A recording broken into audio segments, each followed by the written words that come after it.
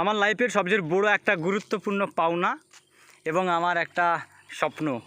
আমি যেই প্লেয়ারকে বেশি ভালোবাসতাম সেই প্লেয়ারের ছবি বানিয়ে আমাকে একটা গিফট দিয়েছে। যেই আজ হাজিপুর গ্রামে আমরা খেলায় গিয়েছিলাম, সেই হাজিপুর গ্রামের যে খেলায় গিয়েছিলাম সেই খেলার আমার প্রিয়, অর্থাৎ এই পিকচারটা তুলেছিলাম দারিয়া ইসলামিয়া ক্লাবের ফুটবল মাঠের।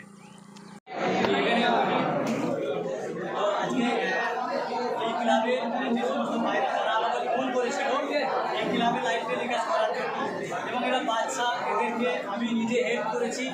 আগামী দিন আপনারাও পাশে থাকবেন। একটা আকর্ষণীয় প্রাইজ দিয়েছে, সেটা আমি এখন ইনবক্স করবো।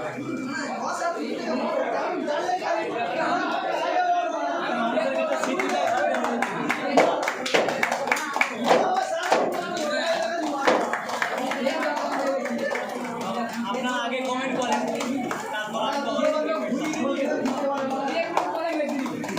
আমার সবচেয়ে ফেভারিট প্লেয়ার বামগা, অর্থাৎ আমার সবচেয়ে ফেভারিট প্লেয়ার যাকে আমি বেশি শ্রদ্ধা করি, সেটাকেই কিন্তু বানালে কবে না। একটা অসাধারণ, আমি যাকে বেশি ফুটবলের মধ্যে ভালোবাসি সেই প্লেয়ারের ফটো দিয়েছে আমাকে।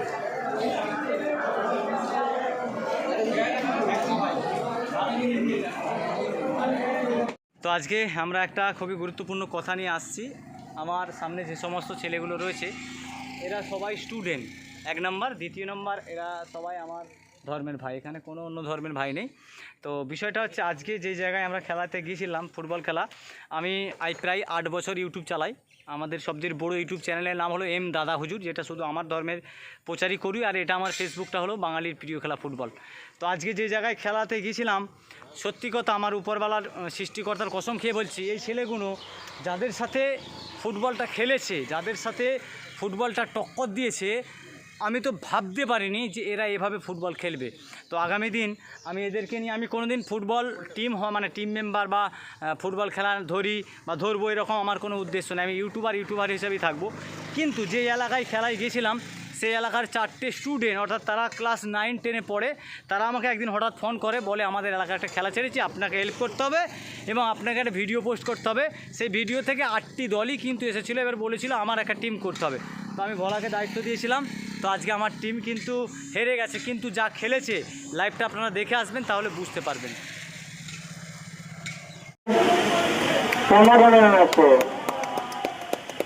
অর্থাৎ আজকের খেলায় যিনি ম্যান অফ দ্য ম্যাচ হয়েছেন সেটা আমার টিমের ছেলে এবং দুর্দান্ত ফুটবল খেলেছে। মানে এই আজকের এই হাজিপুর যে ফুটবল মাঠ, সেই ফুটবল মাঠের দর্শকদেরকে দেখিয়েছে যে না, আমরা ফুটবল খেলতে পারি। বাচ্চা হলেও আমাদের যোগ্যতা রয়েছে শেষ পর্যন্ত আমাদের লড়াই করা, শেষ পর্যন্ত টিকে থাকা বা লড়াই করা।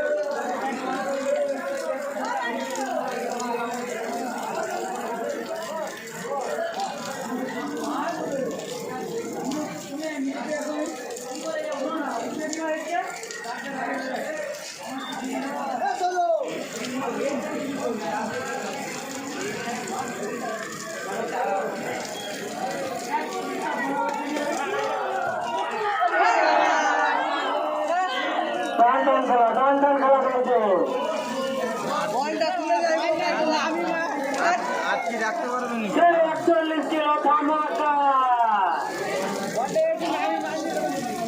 বলতাম মেরুলো ঠিকই, আর একটু নিচে খেলা মেরেছে।